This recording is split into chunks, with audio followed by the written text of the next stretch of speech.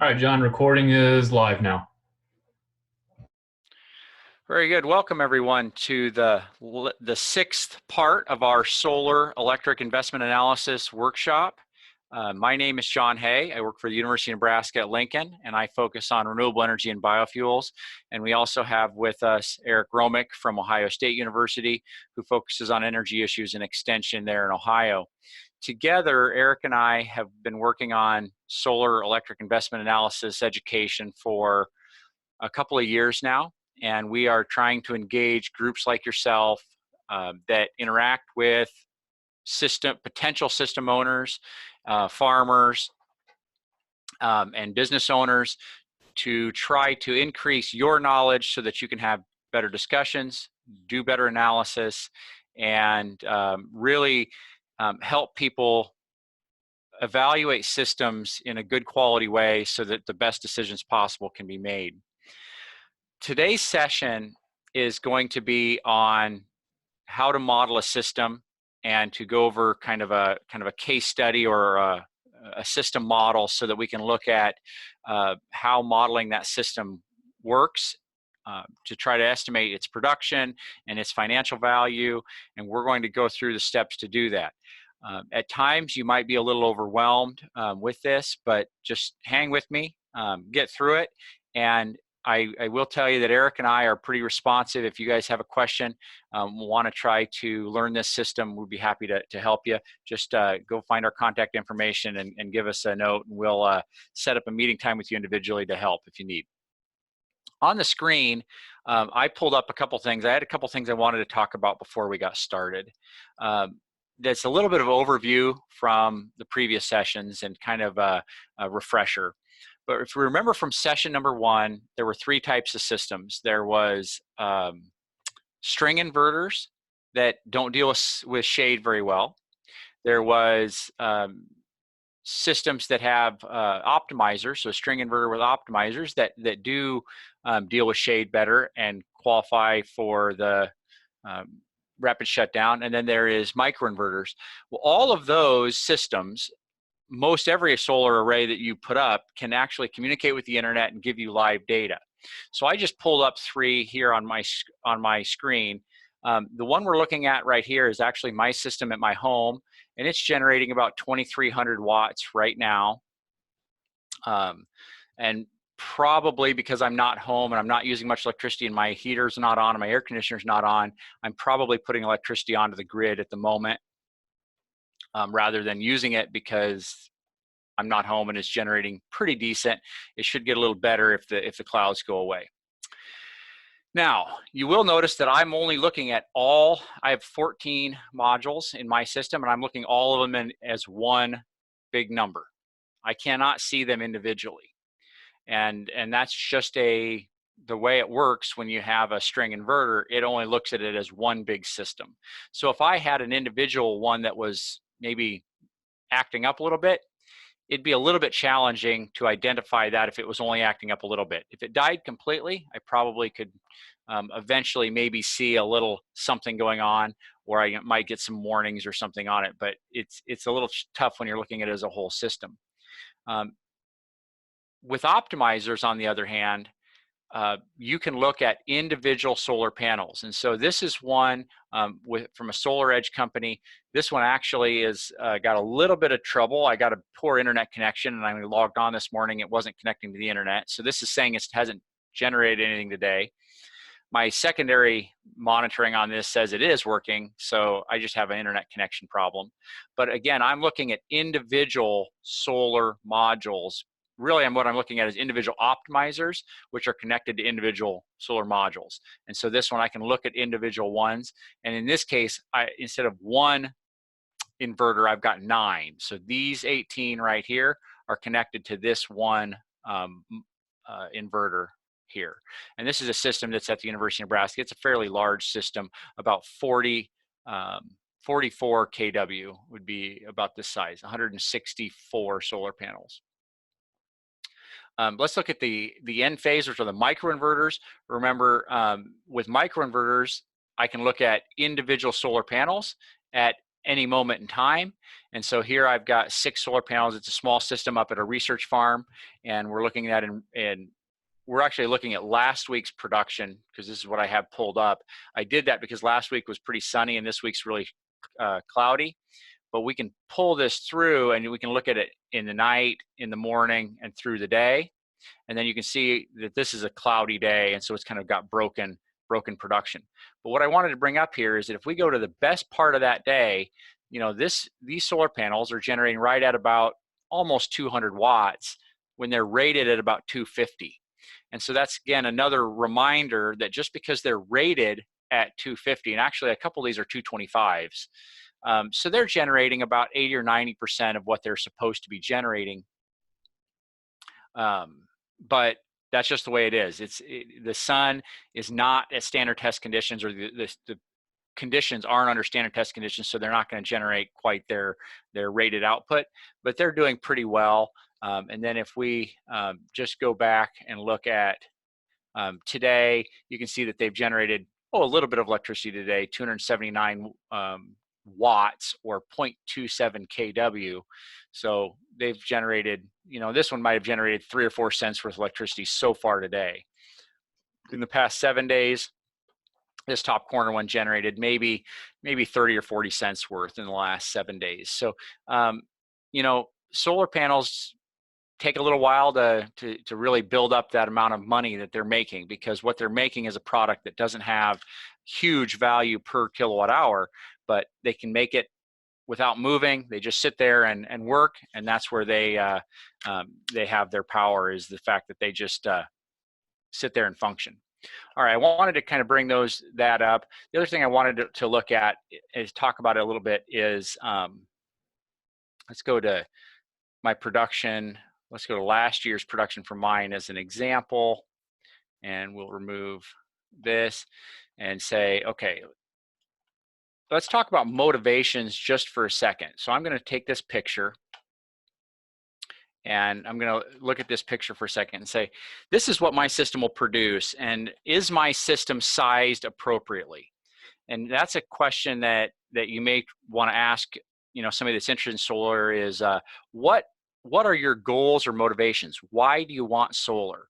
And that's going to help you determine the size of the system. We could think about the size of the system based on how much energy we use, and that is an important consideration.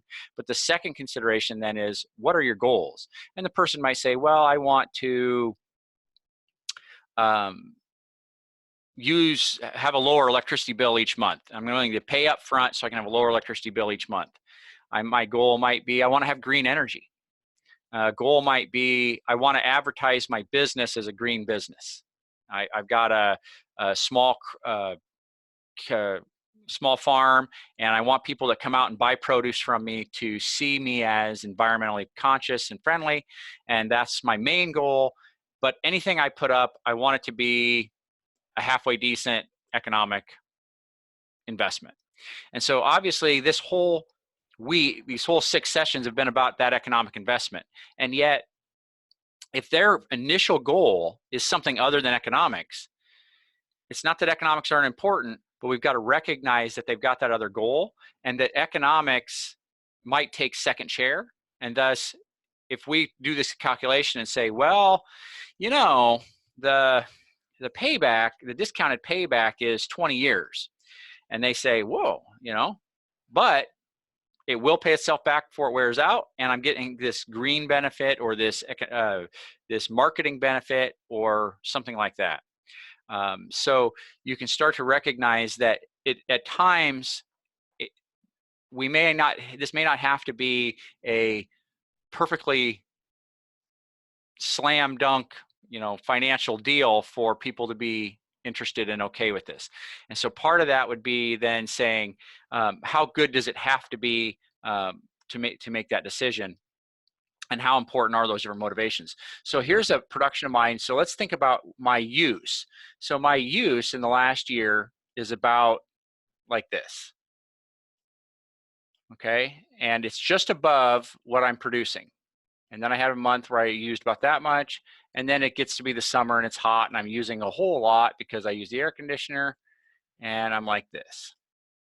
So if that's my use values, in all of these months that my use is more than what I generate, all of this is full retail rate. We covered that in section 3, is what is the value of that energy.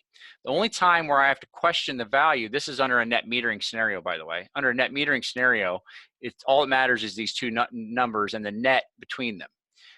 So this is the only month where I have a net negative, and so then I have to have the excess generation, which for me is worth avoided cost. So this is worth about 4 cents, and everything else is worth, let's say maybe 8 cents. And so this isn't too bad from my standpoint. I wouldn't want my system to be a lot bigger, because if it was a lot bigger, I would start over generating more months and my economics would become poorer. Yet, if my motivation was to be net zero, let's just say I was a person that had that motivation for my small business, this isn't going to do it. I'm not going to be net zero. I would need to have a system that would generate much more than that to be net zero, because I've got all this area to make up if I want to be net zero. And so goals and motivations are really important part of the discussion and should take place early on, and they do influence the size of a system. I talked to an installer the other day who the utility was trying to give advice on the size of the system, and they were basing everything on how much they used and trying to make sure that they undergenerated. Well, the utility called the installer and says, how do you help them size a system? And he says, well, first I take their monthly electric bills. So in this case, that's these red lines for me. He says, then I compare them to the energy use. That's what we're doing here, the predicted energy use. This is actual energy or production, excuse me. They then look at the energy production from the system. In this case, that's the blue bars. And then I compare that to their goals and wants, and I try to make those two things mesh together. And I feel like that's pretty good advice. And we're going to use some of those ideas as we go through our model here in a few minutes. Okay, let's look for a second we're going to look at the system advisor model. But I wanted to show you, I just simply typed in system advisor model on the internet search and I came up with the site at NREL. If I go to the download page, I can then download it either for Windows or for Mac. And I can go ahead and I can download for Windows, I can download for Mac or Linux even.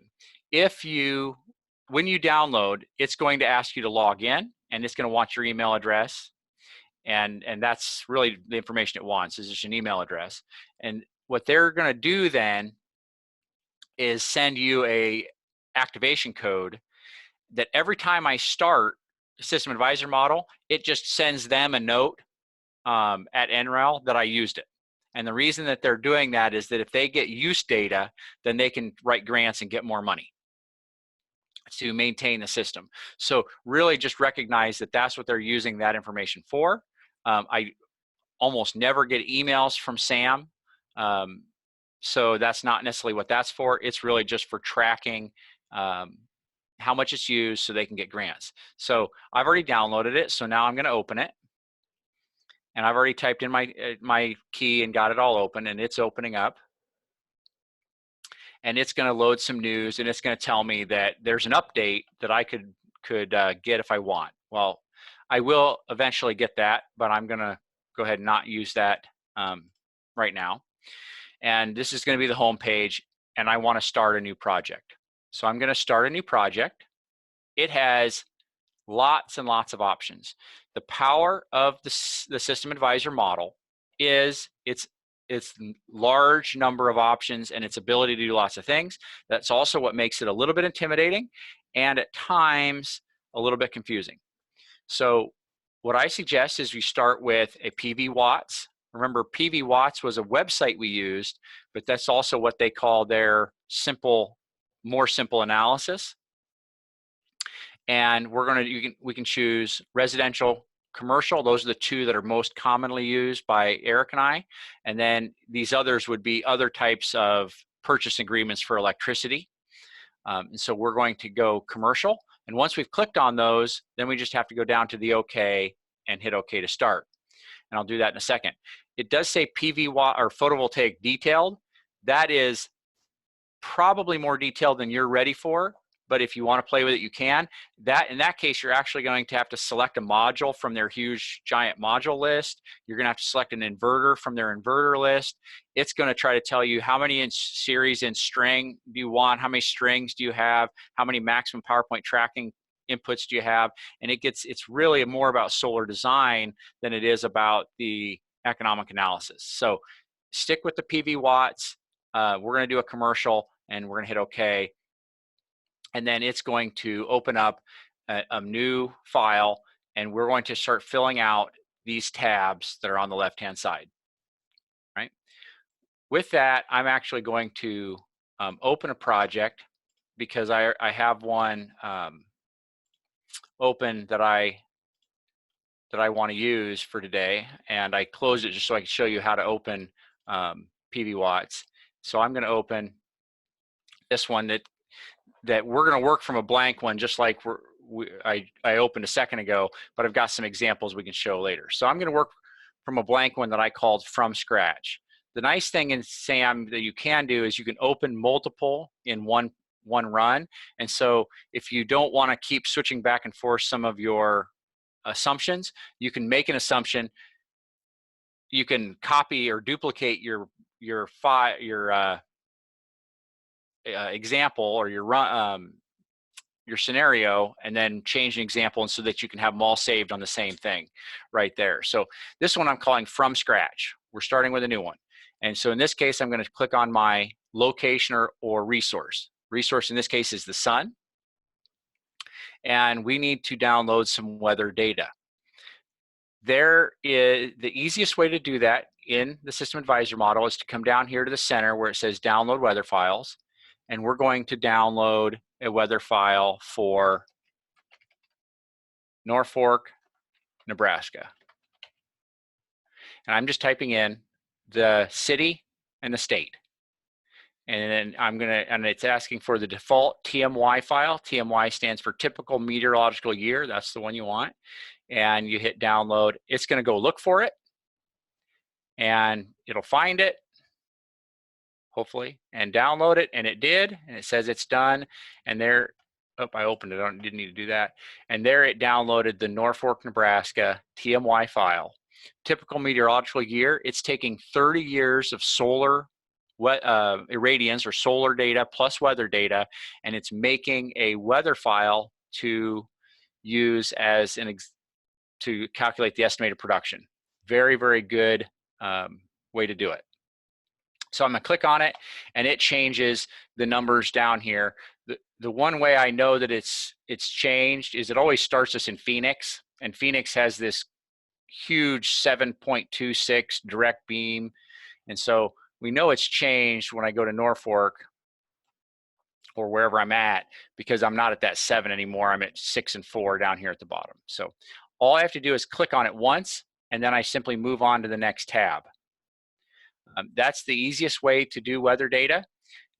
There is ways to, if this doesn't work, you can click on this legacy data, and there's ways to go get that data. If you have trouble, go ahead and ask us, or there are some help menus within SAM to figure that out. There's also some really neat things that you can do if you want to run.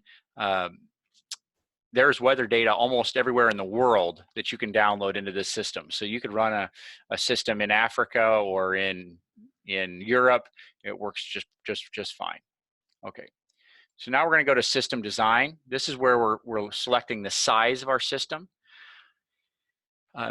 If we have a quote already, we may know the size of our system. If we haven't sized our system properly, we may simply start by trying to work maybe our simple equation that we started with in session 1, the 5 hours a day, 365 days a year, derating by 0.8 times our KW, and work that back from the number of kilowatt hours we use in a year, work that backwards, and then make it a little smaller than that. So in this case, we'll just make it, we've been using 50 kW systems through the week, so we'll just make that a 50 kW DC system. We can choose our module type, but we're going to leave it at a standard that most solar modules on the market would be considered standard solar modules. They're not high efficiency premium or the low efficiency thin film. So we'll just leave them as standard. That probably puts them in an efficiency somewhere in the 16 to 20% range, which is pretty normal. And really, I'm going to leave these other assumptions kind of as they are. Those are there's good reason to kind of leave those, and you only change them if you absolutely knew they were different, which they really probably aren't. I'm going to choose the type of racking I have, whether it's a ground mount or a roof mount. In this case, I'm going to make this a roof mounted system. And the tilt is the angle of my house. So the tilt angle of the roof, which a 412 pitch roof is about 19 or 18 to 20 degrees. So we'll go ahead and let's just change that to 19. About a 412 pitch is about 19 degrees. The azimuth is the direction it's facing, with 0 being north, 180 being south, and then east and west would be in between those. So we want those facing south if possible, since we're in the northern hemisphere. Unless you have a west-facing roof or an east-facing roof, you don't want to necessarily change that. We'll leave that at 180. I'm going to leave all of the losses section just as their assumptions, because I don't have any evidence to change that. And I know that their estimate of production is pretty close to reality, and that includes the losses that they have built in. So I'm going to go ahead and leave that. This particular system does not have a battery, so I'm not going to mess with the battery. Now we're ready to move on to the next tab. This is system cost, and we went through a whole section on day 2 of our 6-part series on system cost, and we determined that the average system cost that NREL came up with for commercial systems was $1.82 to $1.83 per watt DC. And you can see here that I'm kind of circling this bottom number, $1.82 a watt, is really the number I want to pay attention to. What Eric and I both like to do is there's so much information on this page that it can get a little confusing because they're trying to break this out between all the parts. Well, the reality is a lot of times the people we work with have already gotten a quote. So when they've gotten a quote, we know what the dollars per watt is for the total system cost. So we're simply going to zero out this entire system and make sure that everything is clean and make it back down to $0 per watt installed to start with. And we're getting pretty close to that. There we go. There's our $0 per watt. Our sales tax, this is where you could decide, is the sales tax built into the cost that the quote you were given or not? In the case of most of the installers that I know, they build the sales tax in. So we're going to go ahead and make that sales tax basis 0%, because the sales tax, in our case, does apply to solar equipment, but is built into the cost that was given from the quote. And John, go ahead, Eric. Just a real quick point. The reason that it's nice the model has this level of detail is it has, you know, a number of different target audiences or different users. So if you could envision you're a developer, you're an installer putting a proposal together, you might want to itemize these different cost items.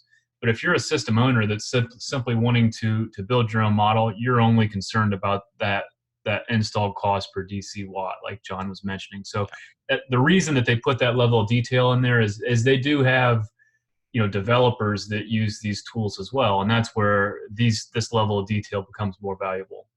Right. And so we don't even have to worry about, you know, the number of modules, the number of inverters, because we are having a total installed cost. So we don't have to add all that detail in if we don't want to. In this case, I'm going to assume our system is $1.92 per watt installed is the quote that I got. And I'm going to change that, and it changes me to $1.92. Now, I also am going to add something that we haven't talked a lot about before, but I'm going to make sure to ask that installer, does that include the electrician to come out and connect the AC side? And he says, no, it does not include the electrician to come out and connect the AC side. And so and he says, how much is that going to cost? Well, I'm not sure, but somewhere between $1,000 and $3,000 is pretty common. So I'm going to need to put $3,000 in to this system. And so where might I put that in? Well, because it's just $1 cost for the whole system, I don't want to put it in a place that's the dollar per watt, like here, or $1 per kilowatt hour. I want to put it on one of these where it's just $1 amount. So I'm going to call that grid interconnection. It doesn't matter where I put it, but I'm going to put it where it's just $1 amount, and I'm going to put in $3,000 for my AC electrical. Sometimes it's included, sometimes it's not. I'm just showing you how this system can allow us to apply different costs. I'm going to put that in, and now I'm at actually $1.98 per watt DC. So it changed me by about 6 cents. But so I'm still my quote was $1.92. I added $3,000 for the electrical. Now I'm $1.98. The last thing down here at the bottom that we have is operations and maintenance. And remember that operations and maintenance in solar is low, but it is not zero. And that is, and a lot of installers will leave O&M at zero, but that's not quite fair. The question of how to deal with it is also a little bit challenging, but is one where we have some options in SAM. The easiest option is to choose a number per kW. So this is just 50 kW per year. And basically in the model, then the cash flow model, we're setting aside a little bit of money each year for O&M. Now, the reality is if you had a real system, you may spend none of that for 5 or 10 years. And then all of a sudden you've got a bill because something, you know, a rock got thrown and broke a couple of solar panels, and you've got a cost of a couple $100. So sometimes these things happen, but they don't happen on the schedule for the cash flow. That's where you can decide how you want to handle inputting O&M, but having it be zero is probably not acceptable. So you could change this higher or lower. We talked about somewhere in the range of about $15 per kW per year. This lowered it to 13. I don't mind because my system's a little bit bigger, 50 kW. So that could be, so let's just meet in the middle, and we'll call it $14 per kW per year. The other alternative that you might do would be to simply say, maybe I'm not worried about O&M for a few years, but I want to make sure that there's some in case that inverter goes out after the warranty ends at 10 years. And so in that case, maybe I could say, I'm going to put in a large cost of about, I don't know, $5,000 in year 10. And that's how you would do that. I'm going to get rid of that now because I'm not going to do that, but I'm going to, that's the way you might do it, is to change this from a value per year to a value somewhere in the schedule. And you can, there's all the years of the system, as long as you want the system to be. Ours, we're going to run the analysis for 25 years, so you'd want to have that in there somewhere. John, go ahead. Just a quick point, and think about how these changes and how we handle O&M would impact some of our financial metrics.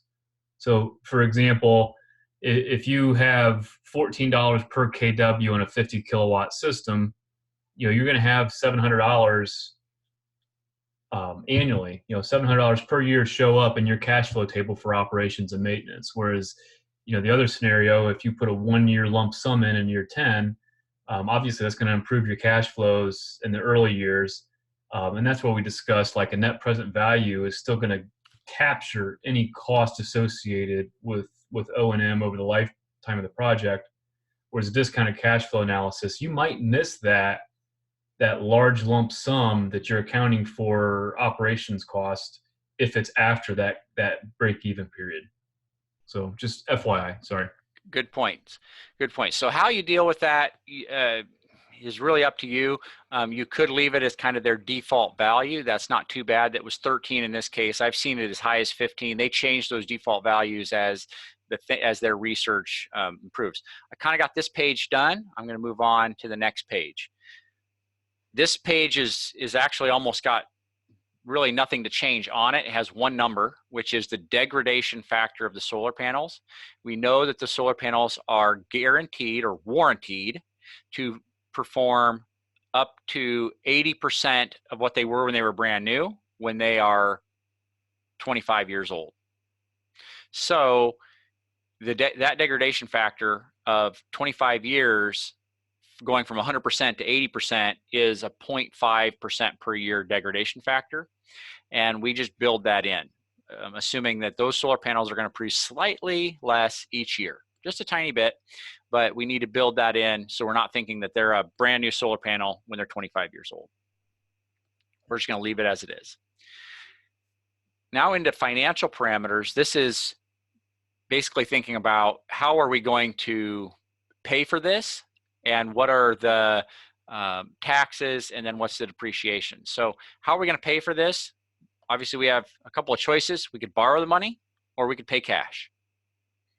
And if we are to borrow the money, then we have to determine what percentage of that cost is going to be debt and what is our loan terms and what is our loan rate. So in this case, let's just assume we're going to borrow the money from a bank and we are going to borrow 100% of it, and we're going to borrow it for maybe a 15-year term at 4%. Maybe I've seen slightly lower when you can get some state programs. I've seen it higher, but that's getting to be reasonably close to what maybe is available to us. You could work with your bank to figure out what that could be. We're going to analyze this for 25 years. Basically, we're suggesting that these have a high chance of lasting 25 years. They very likely could last longer, but we're only going to do our analysis for 25 years because that's kind of what we consider the life of the system. Now remember, they're supposed to be 80% of what they were when they're brand new when they're 25 years old, but just because they're 80% doesn't mean that they won't still produce electricity. So as long as things are working, they could last longer. We're just going to keep our analysis period to 25 years. Now we're getting into the inflation and the discount rate, which Eric talked about last week. The inflation rate in today's economy might actually be just a little above 2.5%. Their default is 2.5%. And so we could look that up, decide what we think the inflation rate is. Somewhere between 2.5% and 3% is probably in the ballpark of what we're seeing in today's economy. The discount rate is that discount rate he talked about last week. And remember, that could be how much we expect to gain on an investment, what we want out of this to make it a better investment than something else. And so we could, again, if we think there's a lot of risk, this number could be a little higher. If we think that there's not a lot of risk, this number could be a little lower. But I think that really somewhere in the range of 4 to 8% is where I think maybe a lot of people might end up. But again, I've seen businesses that want this to be a better investment, and they say, well, if it better be a good investment or I'm not going to do it, and then they put a high discount rate in. So in this case, we may choose a discount rate of 5%. So now the addition of the discount rate plus the inflation is the nominal discount rate. And it has changed that to just over 7.5%. So we do have to recognize that the nominal discount rate is the additive of those two. And for some reason, it's not quite perfectly additive. I'm not sure. I have to look into why that exactly is, but I'm sure there's something in the calculation. The insurance, the tax and insurance rates are next. In this case, we could check and make sure that these federal and state income tax rates are close. I can tell you that the 21% federal tax rate is close. They have changed that since the tax changes of last year. The income tax or the state income tax is going to be dependent on your state. You could look that up. And 7, just over 7 is what Nebraska is, and so it's like 7.0 something, so I'm going to leave it at 7. This says sales taxes at 5%, but because I took the sales tax percentage of the system that it applies before, this doesn't matter. This 5 we could remove it, we could leave it. It doesn't matter because the sales tax is already included. So we could just leave it, but we could also just say it's 0 because we already included it in there already. So it doesn't really matter. The insurance rate, this is where we have to decide, does my system going to cause me to pay for more insurance? And the answer is maybe. Generally, the system is going to be insured under the existing home or farm systems insurance because it's part of the electrical system of the business, and there may not be an insurance increase. But what will potentially happen is you say, well, I have a business that's worth this many $100,000, and I just put a system in that raised the value, the cost, the replacement value of my buildings. So let's say the building portion. So from a replacement standpoint, I've insured my buildings at $300,000, and I just put in a $50,000 solar array, $100,000 solar array, and so maybe I need to up the replacement value in case there's a fire or other catastrophic damage. In that case, if we want to include that, at about 0.5% is actually pretty close. And Eric and I have fluctuated on this between about 0.25% and 0.5%, and we've settled on, after talking to some insurance agents, that about 0.5% is pretty reasonable. In some cases, 0.25%. On my home system, it's actually only about 0.25%. So that's where we've kind of talked about the differences, but 0.5% is reasonable. Property tax may or may not apply to a system depending on what state you're in, depending on the size of the system, and depending on how your local county tax assessor assesses your system. And so I got to be a little careful with property tax and not assume that it's 0, but also not assume that it's going to be something that's, it's really tough. I actually a lot of times will move that to 0 unless I know differently, mainly because I was told by a number of assessors that if you put in a system, should it raise the value of your property, they said only if it changes the sale price of similar properties. Well, and we don't have any evidence to show that, so it should not change the property value. Other times, the property tax is actually exempt by state law. And just like Eric said, sometimes it's exempt by state law, but the county can opt back into it. So we have to be a little careful there with what that is, and do a little bit of background research in your particular area to decide what that property tax rate is going to be. And as an FYI, I just posted the website link to the Desire page for the database of state incentives for renewables. So if you want to look for the state and sales tax, state sales tax and property tax programs in your state, that link's in the chat box. I'm going to leave the salvage value at 0. I'm going to suggest that we're going to run these for 25 years plus, and that they're not going to have much value at the end. Now, because we're a business, we can depreciate the cost of the system on our taxes, and we can depreciate that in a number of different ways. We can use no depreciation. Maybe your particular system couldn't handle it. Maybe this is a community project. This is a community farm that's tax exempt.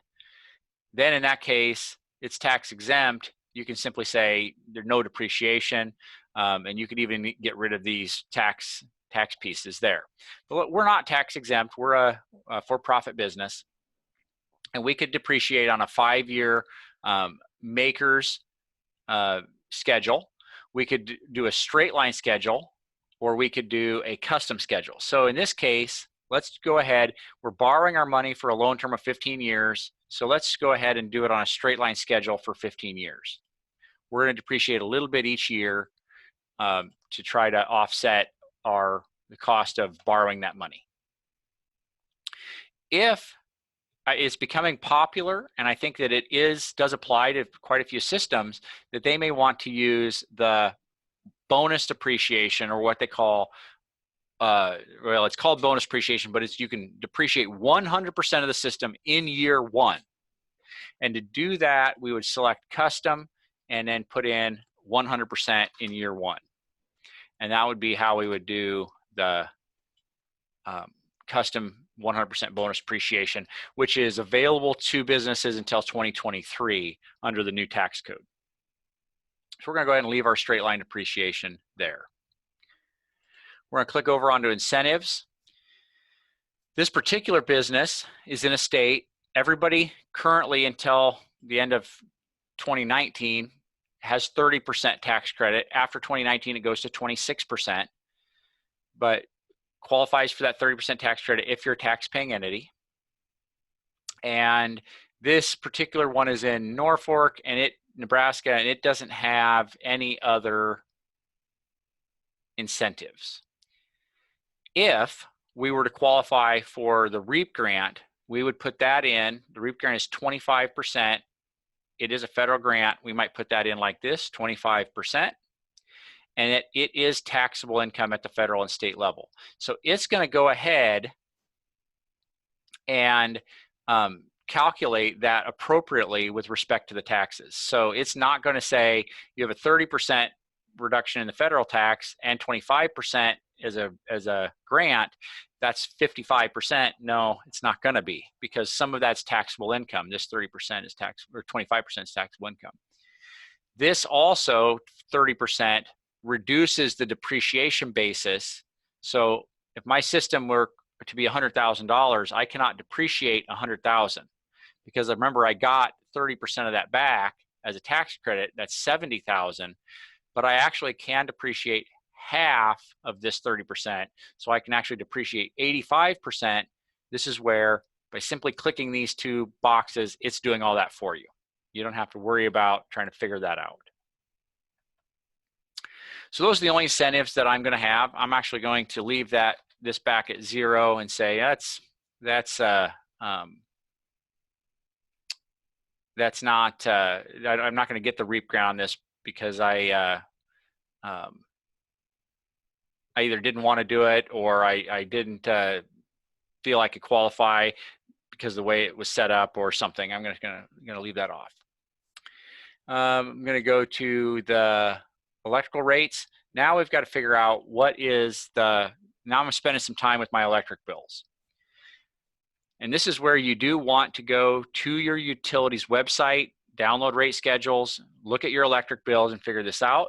But the first thing we're going to do is try to download it directly in the SAM model, and that'll give us a good basis to build our rate from. And we're going to search. I'm actually going to search for Northeast Nebraska Public Power District.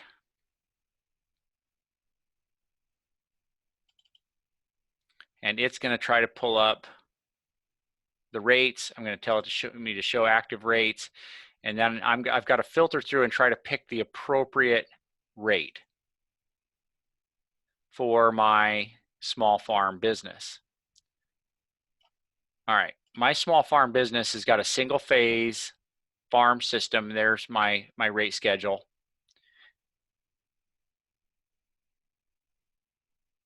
And I'm going to see what that looks like. And I'm going to go ahead and download and apply the rates. And it's going to create a rate setup for me. It's applied.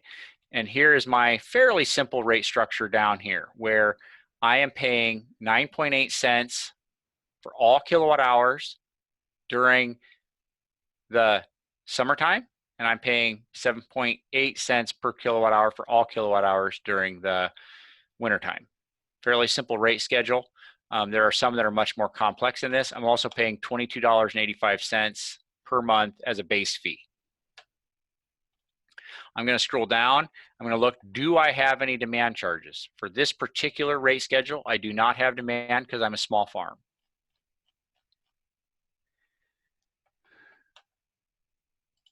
just for fun, let's go ahead and search for another rate. I want to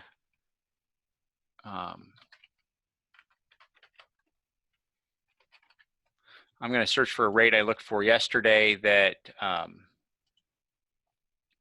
can show us some differences between different rate schedules. So this is another utility in Nebraska, and I'm going to pick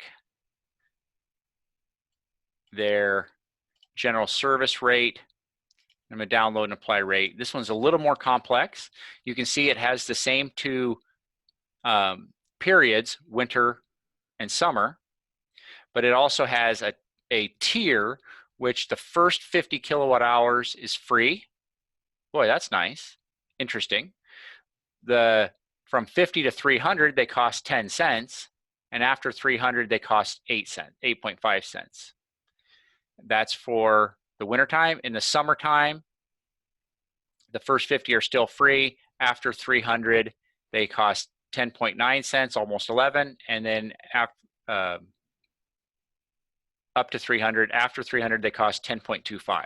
So that's another little bit more complex rate schedule. But what we would want to do then is to compare that to the rate schedule on the company's website and to your electric bill and see if you can recognize it. Sometimes electric bills don't give us this level of information, and sometimes they do. So that's somewhat of a challenge. We can go down. There is no demand charge. So let's just, since we're already here, let's just look at one more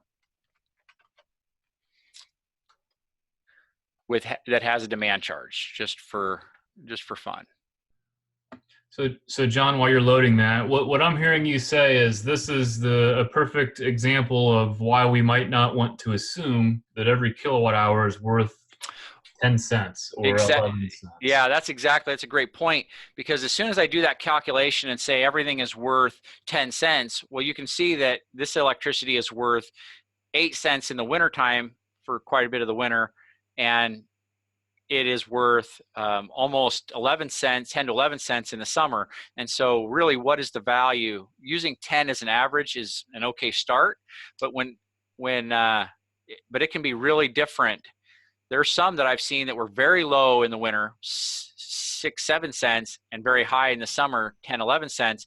Then we have a really big disparity of what that electricity is valued being generated from my solar. Okay. I'm not so sure that I would even suggest, you can't use an average at some level, but I guess what my recommendation would be, and this is just my personal thought, is before you settle on what that number is that you think you want to place in terms of a value on a unit of energy generating, it's important that you first understand what range am I starting with, right? So what's the worst case scenario? What's the best case scenario? And what am I comfortable with in terms of if I have to set one number to represent the retail value of that unit of energy, okay, at least I know the parameters before I settle on that. Good point. Good point. Here I downloaded a large electric users rate. This could be if you had a larger business or a very large farm that had, I say very large, a large energy user farm. Doesn't necessarily mean it's a large farm. Maybe I've got a business that does a lot of drying or a lot of pulls a lot of energy at a specific point in time.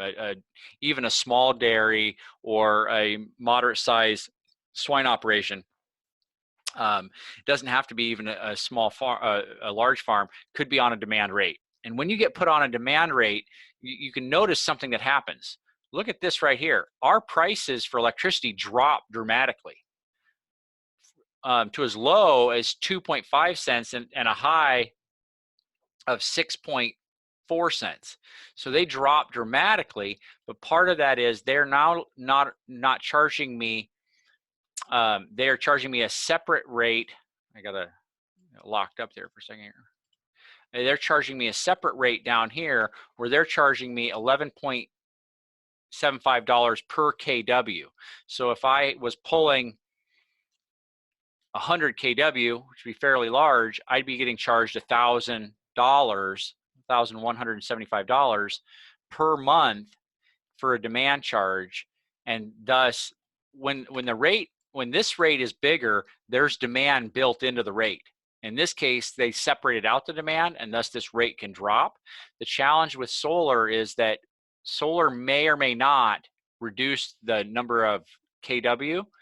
Even though you're generating electricity, it may not do it at the exact right time to reduce my kW. Thus, I may actually have the same demand fee and actually be replacing much lower cost energy. So my economics are going to be poorer in that sense. Okay, so let's go back and finish up and settle on a rate.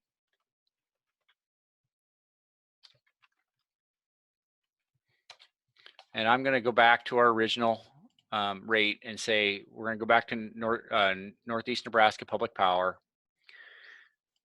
because our system is supposedly in Norfolk, Nebraska, and we're going to do this farm single phase system, and we're going to download and apply rates.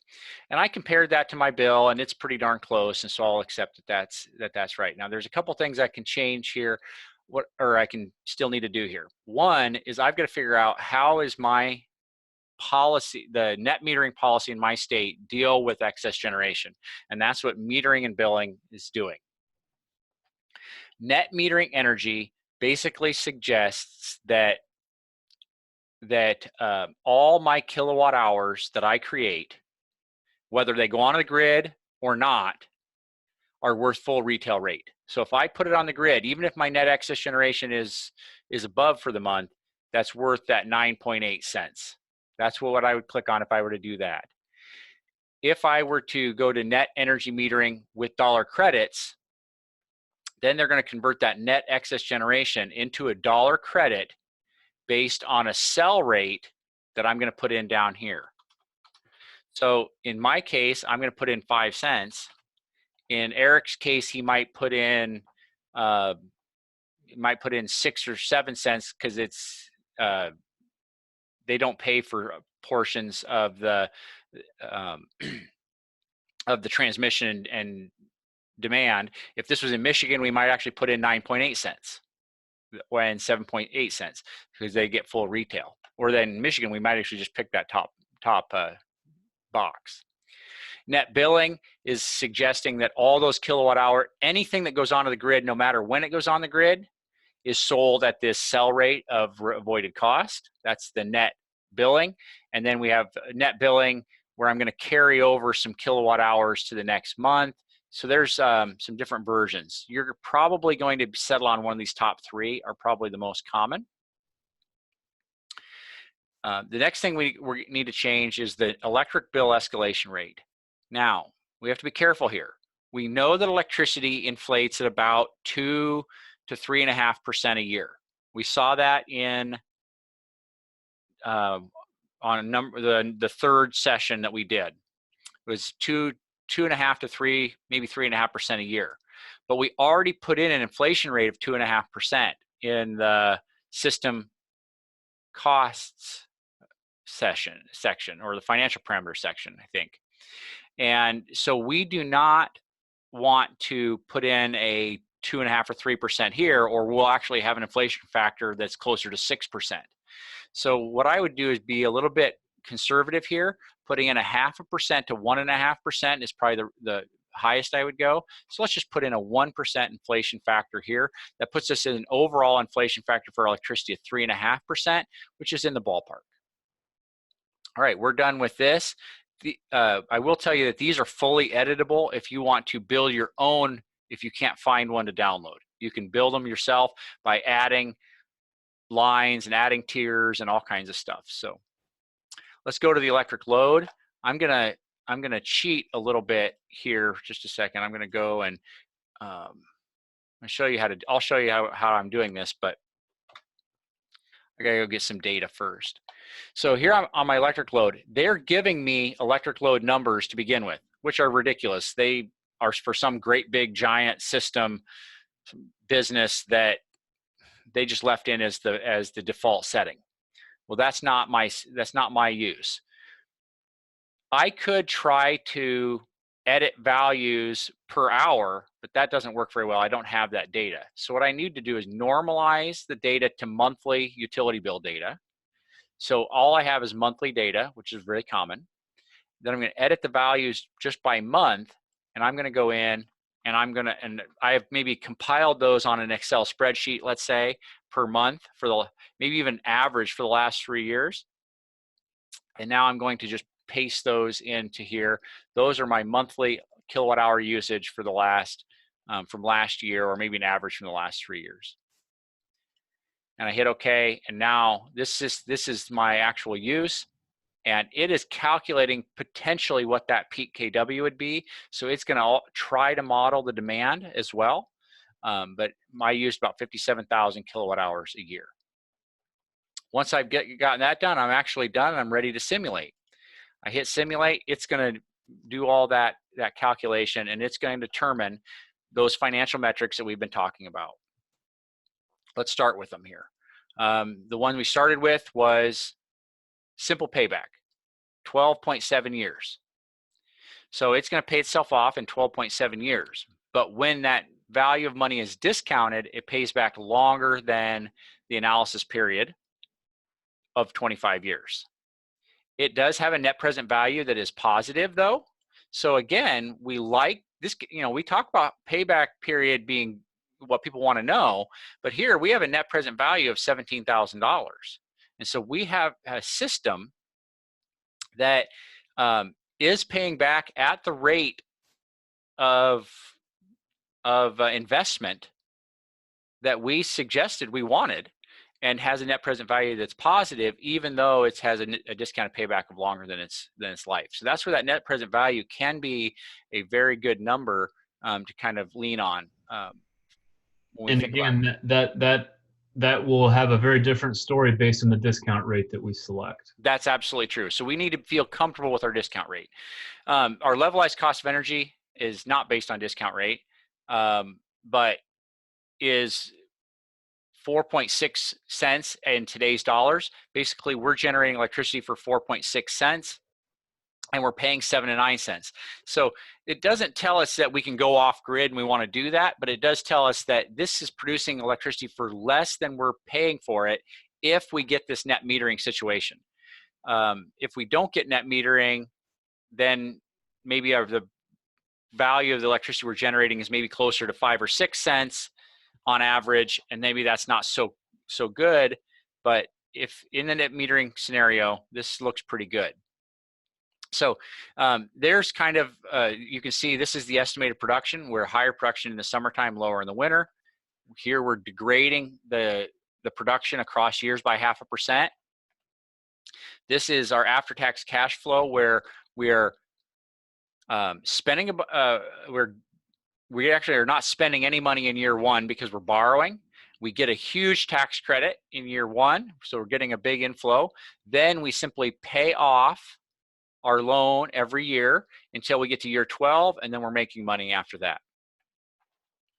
This is the production compared to our load. And so you can actually see that we have excess generation in the months of January, February, March, April, May, June, July, actually, and October, November, December. We're getting net excess in multiple months.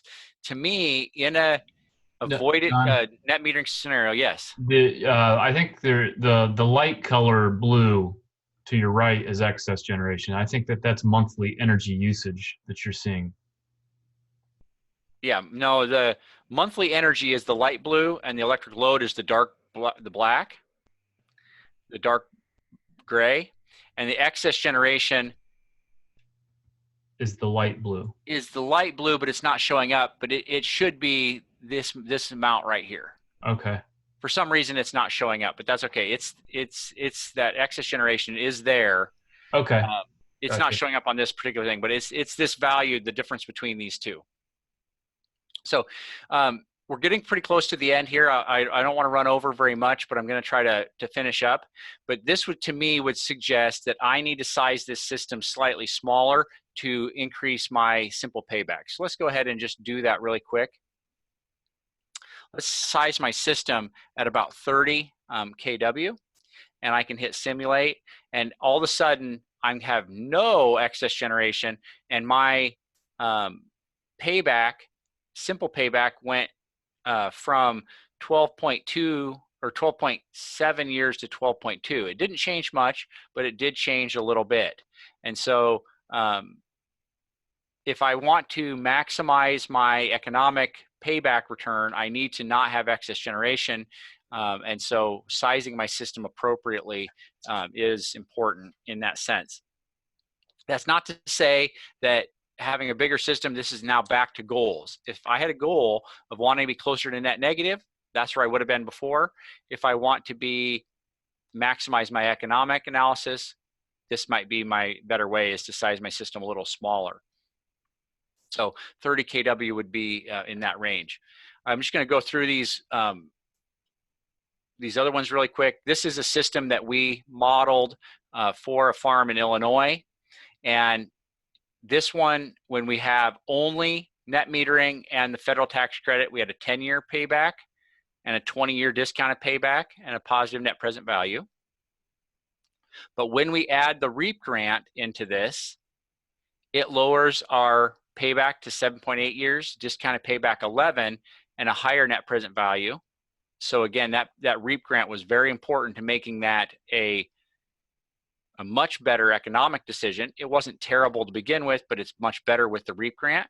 And if I'm lucky enough to have SRECs in Illinois, which are possible under their system, I can actually lower that down to 5.4 years of payback, 6.6 on a discounted payback, and a very high net present value. So incentives are critically important. You can see here, actually, this is where the XRECs wore off. So the SRECs were basically the difference between kind of this trend and this part. So this is where the XRECs wore off, because they only are paid for 15 years.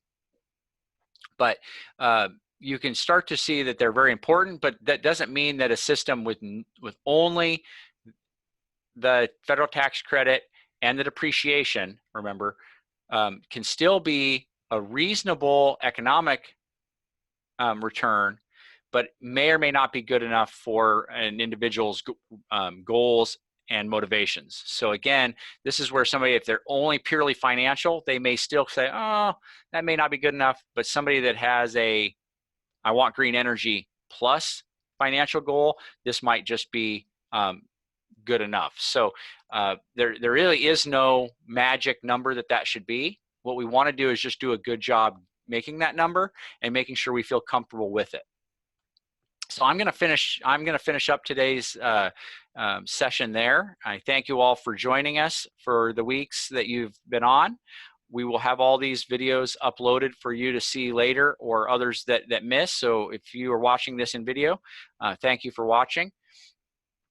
And if you have any questions, we'll take them now.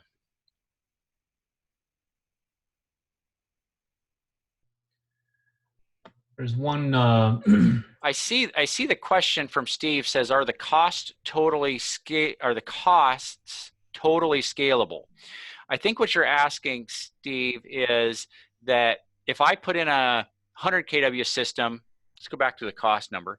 If I put in a 100 kW system, is it going to be 2.05 per watt DC, or a 50 kW system, is it going to be 2.05? No, they're not quite scalable, but they're not terribly far off. I would say that as you get a system larger, your costs are going to drop. There is a economies of scale. So if you put in a larger system, let's say above 25 kW, you're going to maybe drop that cost per DC watt by 10 to 15 cents. And if I put in a system that's, let's say, 4 to 15 kW, I'm going to maybe increase it. It's going to be about 15 to 20 cents higher. And so the range I've seen in Nebraska has been about $1.80 to about maybe almost $2.75 per DC watt, with the $2.75 being a little bit of an outlier with very high efficiency panels with some very high-end stuff that they wanted special. Where you get into that 250 range, and what we're seeing at about 250 a DC per watt DC, that's a small ground-mounted system where you've got a lot of costs in labor, but a fairly small system. And in that $1.80, that's when you're getting into that larger system where it's maybe 25 to 40 kW, and I already have the labor there, and we just put in more kW with the same amount of labor. And John, as we get very big, the prices drop even further. I've seen as low, actually NREL suggests that commercial systems might be as low as $1, maybe $1.10 per watt installed for giant systems that are hundreds of acres. and that also is impacted by the size as you start thinking about some of the larger systems, say larger than 15 kW, 15 to say 75 or 100 kW system. A lot of those tend to use your larger string inverters, your larger SMA string inverters, which help bring the cost down. Whereas your smaller systems, especially as you look at rooftop systems, you start talking about microinverters and DC optimizers. That raises that cost per DC watt as well. But again, part of the reason for that is the rapid shutdown and the safety. Right. And so, Steve, if that didn't answer your question, feel free to unmute yourself and follow up. No, that's exactly what I was asking about. I mean, it seemed like we were kind of tossing that size around and pretty easy there. And I kind of assumed the answer would be similar to what you said, that there was a range in there where that cost, you could kind of do that, but not from top to bottom completely. Yeah, that's a good point. As you get bigger, you just tend to get a little less cost per watt, and as you get a little smaller, you get a little more. And I think that range in Nebraska, $1.80 to $2.50 is a pretty good range at the moment, unless you get giant, and then it gets really low. And one of the things that's nice about this tool that John and I have found is once you work with a farmer or a business or someone that's considering a system, and you go through and build this model, you've basically built a model that includes assumptions that they've chosen, right? We're not challenging the fact that when you're looking at a project that's going to cover 25 years and there's a number of variables, we have to make assumptions. But at least using this tool, you can make the assumptions. Now, once you build and save that base case, we can simply duplicate a model and change the installed cost per DC watt. Say we have 3 costs from different installers, and they may have all kinds of different financial assumptions and variables that they've used. Well, this allows you to take assumptions the farmer wants to use and then simply plug in the cost per DC watt from installer A, duplicate it, do the same for B, the same for C, and then you'll see how the financial metrics kind of show based on the assumptions they're comfortable with. There's lots more that this program can do, and if you're interested in it, I'd be glad to share. Some of the parametric analysis are fun. Some of the other things. One thing I like to do when I click on one of these and actually do the simulation is look at the cash flow. What this tells me is where I'm spending the money, and in this case, I'm spending the money obviously on repaying my loan, but also every year I'm paying $500 in O&M and $160 in insurance. And so the nice thing about clicking on cash flow is I've actually many times identified where maybe one of my assumptions wasn't right by having a number be too small or too large in this cash flow table. So this one I had a 10-year loan, and so for these 3, I did 10-year loans, and you can see there's my loan repayments happening there.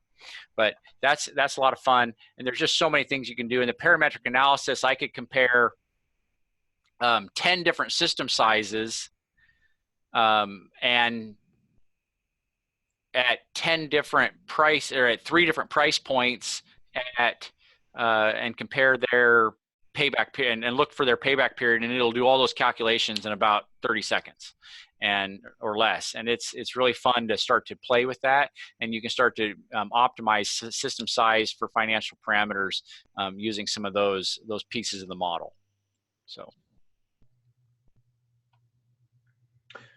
great. And again, I know John mentioned it, but if any of you are working with farmers and interested in us kind of helping you construct a model, feel free to reach out to John or myself. We're happy to work with you on this. Or if you just want to take some time to meet with us a couple times and kind of go through it, one-on-one to better familiarize yourself with it. We're happy to help wherever we can. We've kind of taught each other over the years.